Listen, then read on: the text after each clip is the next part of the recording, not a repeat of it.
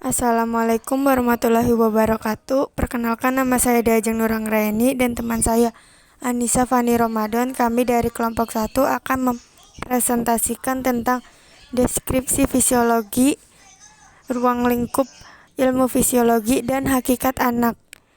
Definisi fisiologi. Fisiologi atau ilmu faal adalah salah satu dari cabang-cabang biologi yang mempelajari berlangsungnya sistem kehidupan. Fisiologi menggunakan berbagai metode untuk mempelajari biomolekul, sel, jaringan, organ, sistem organ, dan organisme secara keseluruhan, menjalankan fungsi fisik dan kimiawinya untuk mendukung kehidupan. Fisiologi merupakan salah satu bidang ilmu yang menjadi objek pemberian penghargaan Nobel. Sebagai contoh, apa yang dipelajari pada fisiologi sel hamir dapat pula diterapkan sebagai atau seluruh pada sel manusia. Ilmu-ilmu lain telah berkembang dari fisiologi, mengingat ilmu ini sudah cukup tua. Sejarah fisiologi. Ilmu fisiologi manusia dimulai dari sekitar tahun 420 Masehi hingga zaman Hippocrates yang juga dikenal sebagai bapak kedokteran. Pemikiran kritis dari Aristoteles atas perhatiannya pada hubungan antara struktur dan fungsi menandai dimulainya fungsi fisiologi pada Yunani kuno. Jean Vernel, seorang peneliti berkewarganegaraan Prancis, memperkenalkan istilah fisiologi pada tahun 1525. Namun, fisiologi eksperimental baru di awal pada abad ke-17. Ketika para ahli anatomi William Harvey menjelaskan adanya sirkulasi daerah. Hermann Boerhaave sering disebut sebagai bapak fisiologi karena karyanya berupa buku tes berjudul Institution Medicae pada tahun 1708 dan cara mengajarnya yang cemerlang di Leiden. Sejarah fisiologi. Pada abad ke-19, ilmu fisiologi mulai berkembang dengan pesat, secara khusus pada tahun 1838 dengan ditemukannya teori sel oleh Matthias K. Leiden dan Theodor Schwann. Secara radikal, teori ini menyatakan bahwa organisme terdiri atas unit yang disebut sel. Claude Bernard kemudian menemukan konsep milieu interior atau lingkungan internal yang kemudian disebut sebagai homeostasis oleh peneliti dari Amerika, Walter Cannon. Pada abad ke-20, ahli biologi juga mengalami ketertarikan pada bagaimana organisme selain manusia melakukan fungsinya yang kemudian menimbulkan adanya fisiologi komparatif dan ekofisiologi. Pada tahun belakangan, fisiologi evolusi telah menjadi salah satu subdisiplin dari fisiologi. Bidang-bidang fisiologi. Fisiologi di bidang kedokteran berperan sangat besar. Akibatnya mendalamnya kajian, terdapat beberapa subbidang. Elektrofisiologi berkaitan dengan cara kerja saraf dan otot. Neurofisiologi mempelajari fisiologi otak. Fisiologi sel menunjuk pada fungsi sel secara individual. Tekanan lingkungan juga sering menyebabkan kerusakan pada organisme eukariotik. Organisme yang tidak hidup di habitat akuatik harus menyimpan air dalam lingkungan seluler. Pada organisme demikian, dehidrasi dapat menjadi masalah besar. Fisiologi hewan bermula dari metode dan peralatan yang digunakan dalam pembelajaran fisiologi manusia yang kemudian meluas pada spesies hewan selain manusia. Fisiologi tumbuh banyak menggunakan teknik dari kedua bidang ini. Pengertian fisiologi dan ilmu yang mempelajarinya. Pengertian atau definisi fisiologi secara umum memiliki pengertian, yaitu mempelajari hal yang berkaitan dengan kehidupan makhluk hidup, walaupun dalam setiap bidang memiliki pengertian masing-masing. Ilmu fisiologi menggunakan tahapan dan langkah serta berbagai macam metode untuk dapat mempelajari sebuah sel, lalu biomolekul, kemudian organ dan jaringan. Selain itu, fisiologi juga mempelajari organisme dan sebuah sistem organ secara merata dan keseluruhan untuk menjalankan fungsi fisik serta zat kimiawinya agar mendukung sebuah kehidupan. Ilmu fisiologi adalah bidang ilmu yang wajib untuk dipelajari karena merupakan salah satu sebuah bidang ilmu yang sudah menjadi salah satu objek untuk pemberian penghargaan tertinggi Nobel. Ada beberapa contoh tentang apa yang dapat dipelajari dan dipahami pada ilmu fisiologi tentang sel hamir serta dapat juga diterapkan dan dilakukan sebagian maupun secara keseluruhan terhadap sel organ manusia. Banyak ilmu-ilmu lain yang sudah berkembang dan maju dari ilmu fisiologi karena mengingat bahwa ilmu ini sudah cukup lama dan terbilang tua saat awal dipelajari hingga kini. Sebuah perkembangan ilmu biologi tentang molekuler sangat mempengaruhi arah dan tujuan kajian ilmu fisiologi. Sistem biologis. Sistem utama yang dicakup dalam studi fisiologi manusia adalah sebagai berikut.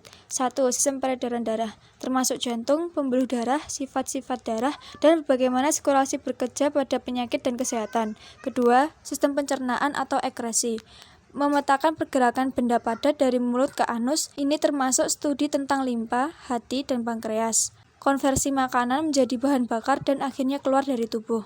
Ketiga, sistem endokrin atau studi tentang hormon endokrin yang membawa sinyal ke seluruh organisme, membantunya merespon secara kebersamaan. Kelenjar endokrin utama hipofisis, tiroid, adrenal, pankreas, paratiroid, dan gonad adalah fokus utama, tetapi hampir semua organ melepaskan hormon endokrin. 4. Sistem kekebalan. Sistem pertahanan alami tubuh terdiri dari sel darah putih, timus, dan sistem getah bening. Sejumlah reseptor dan molekul yang kompleks bergabung untuk melindungi inang dari serangan patogen. Molekul seperti antibodi dan sitokin banyak ditemukan. Yang kelima, sistem integumentari. Kulit, rambut, kuku, kelenjar keringat, dan kelenjar sebaceous atau mengeluarkan zat berminyak atau berlilin. 6. Sistem muskuloskeletal, kerangka dan otot, tendon, ligamen, dan tulang rawan. Sumsum tulang tempat sel darah merah dibuat dan bagaimana tulang menyimpan kalsium dan fosfat dimasukkan. 7. Sistem saraf. Sistem saraf otak dan sumsum tulang belakang, dan sifat saraf tepi. Studi tentang sistem saraf termasuk penelitian ke dalam indera, memori, emosi, gerakan, dan pemikiran.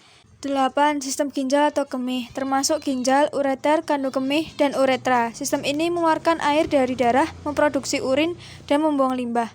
9. Sistem reproduksi, terdiri dari organ kelamin. Studi sistem ini juga termasuk menyelidiki cara janin dibuat dan dipelihara selama 9 bulan. 10. Sistem pernafasan, terdiri dari hidung, nasofaring, trakea, dan paru-paru. Sistem ini membawa oksigen dan mengeluarkan karbon dioksida dan air. Cabang fisiologi. Ada sejumlah besar disiplin ilmu yang menggunakan kata fisiologi dalam judulnya. Di bawah ini adalah beberapa contoh. 1. Fisiologi sel, mempelajari cara sel bekerja dan berinteraksi.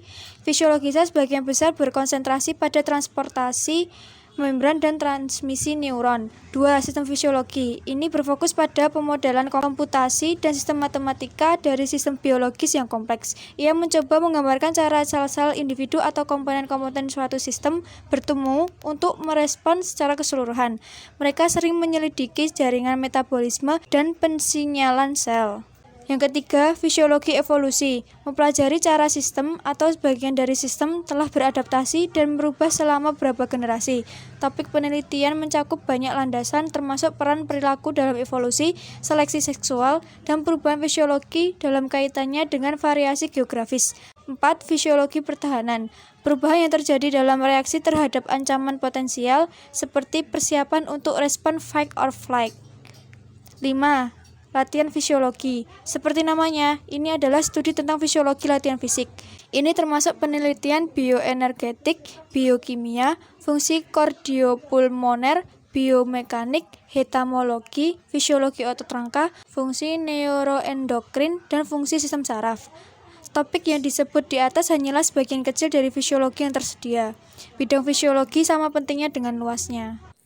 Ruang lingkup ilmu fisiologi ada 4. Yang pertama, viral fisiologi atau fisiologi virus. Fisiologi virus adalah bagian dari virologi yang menyelidiki proses biologis dan aktivitas virus. Sebagian besar aktivitas ini umumnya berlangsung di sel inang yang terinfeksi dan mengakibatkan replikasi virus. Pengetahuan tentang fisiologi virus penting untuk penemuan senyawa antivirus baru dan pengobatan penyakit virus. Penelitian biasanya dilakukan dengan membudidayakan virus dalam sel inang yang sesuai dan melakukan eksperimen selama replikasi atau dengan virus yang dimurnikan. Yang kedua ada bakterial fisiologi atau fisiologi bakteri. Fisiologi bakteri adalah cabang biologi yang bertujuan untuk memahami prinsip-prinsip reproduksi sel. Banyak masalah penting dalam fisiologi bakteri secara inheran, bersifat kuantitatif dan kontributor. Utama bidang ini sering kali mengumpulkan alat dan cara berpikir dari berbagai disiplin ilmu. Yang ketiga, Seluler fisiologi atau fisiologi sel. Fisiologi sel adalah penelitian biologis atas aktivitas yang terjadi dalam sel untuk membuatnya tetap hidup. Istilah fisiologi mengacu pada fungsi normal dalam organisme hidup. Sel binatang, sel tumbuhan, dan sel mikroorganisme memperlihatkan kesamaan dalam fungsi-fungsinya meskipun pada dasarnya bervariasi. Yang keempat, ada human fisiologi atau fisiologi manusia adalah ilmu mekanis, fisik, dan biokimia fungsi manusia yang sehat, organ-organ mereka, dan sel-sel yang mereka tersusun. Tingkat utama fokus dari fisiologi adalah pada tingkat organ dan sistem. Perkembangan motorik anak TK. Dalam buku anak persekolahan tertulis bahwa umur 5 tahun pertama adalah masa pesatnya perkembangan motorik anak.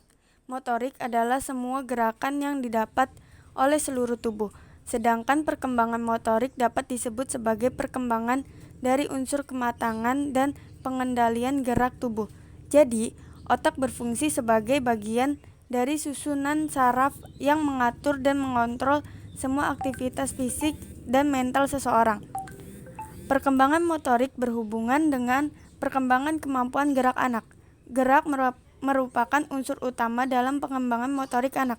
Pada tahap kognitif, anak berusaha memahami keterampilan motorik serta apa saja yang dibutuhkan untuk melakukan gerakan tertentu.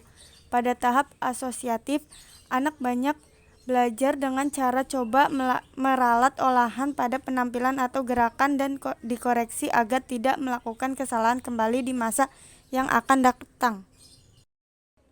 Pentingnya meningkatkan perkembangan motorik anak usia TK. Pertumbuhan fisik anak diharap dapat terjadi secara optimal, karena secara langsung maupun tidak langsung akan mempengaruhi perilaku anak sehari-hari. Misalnya, anak usia 4 tahun yang bentuk tubuhnya sesuai dengan usianya akan melakukan hal-hal yang lazim yang dilakukan seusianya, seperti bermain atau bergaul dengan lingkungan keluarga dan teman-temannya. Sementara itu, secara tidak langsung, pertumbuhan dan perkembangan kemampuan fisik atau motorik anak akan mempengaruhi cara anak memandang dirinya sendiri dan orang lain. Ini semua akan tercermin dari pola penyesuaian dari anak secara umum. Misalnya saja anak yang kurang terampil menendang bola akan cepat menyadari bahwa dirinya tidak dapat mengikuti permainan sepak bola, seperti yang dilakukan teman sebayanya. Hal ini menyebabkan ia menarik diri dari lingkungan temannya. Dari sini dapat kita simpulkan bahwa keterampilan motorik mencakup keterampilan gerak yang sangat diperlukan untuk bermain. Peran kemampuan motorik untuk perkembangan fisiologis anak. Dari segi fisiologis, pentingnya anak bergerak, beraktivitas, atau berolahraga akan menjaga anak agar tidak mendapat masalah dengan jantungnya. Dengan kegiatan berolahraga, maka akan menstimulasi semua proses fisiologis anak, seperti peningkatan sirkulasi darah dan pernapasan. Kegiatan berolahraga atau bergerak akan membuat tulang dan otot anak bertambah kuat dan mengontrol berat badan. Anak yang gemuk atau badannya berlebih akan bergerak lebih sedikit dibandingkan anak yang berat badannya normal. Kekurang aktifan seseorang dalam bergerak akan membuat tulangnya menjadi rapuh dan sering terkena penyakit. Sebagai contoh kegiatan bersifat fisik yang membutuhkan gerakan yaitu senam. Kegiatan senam yang dilakukan rutin pada anak akan membantu meningkatkan fungsi motoriknya. Peran kemampuan motorik untuk perkembangan sosial dan emosional anak. Seorang anak mempunyai kemampuan motorik yang baik apabila memiliki rasa percaya diri yang besar serta pengaruh lingkungan dalam menerima kemampuan motorik anak tersebut. Contohnya, anak yang belajar membaca dari kecil, kemudian menyukai kegiatan berlari yang lebih baik dari teman-temannya, maka ia akan mempunyai banyak teman. Ia akan mengajak dan diajak teman sebayanya untuk melakukan kegiatan yang lain. Peran kemampuan motorik untuk kognitif anak. Maxim tahun 1993 menyatakan bahwa aktivitas fisik akan meningkatkan rasa keingintahuan anak dan membuat anak memperhatikan benda-benda, menangkap, mencoba, melemparkan atau menjatuhkan, mengambil, mengocok, dan meletakkan kembali benda-benda ke dalam tempatnya. Adanya kemampuan atau keterampilan motorikan menumbuhkan kreativitas dan imajinasi anak yang merupakan bagian dari perkembangan mental anak. Gerakan yang mereka lakukan saat bermain bermanfaat untuk membuat fungsi otak kanan dan otak kiri anak seimbang. Belahan otak kiri akan mengatur cara berpikir logis dan rasional, menganalisis, bicara serta berorientasi pada waktu dan hal-hal terperinci. Sedangkan belahan otak kanan berperan mengatur hal-hal yang intuitif, bermusik, menari, dan kreativitas.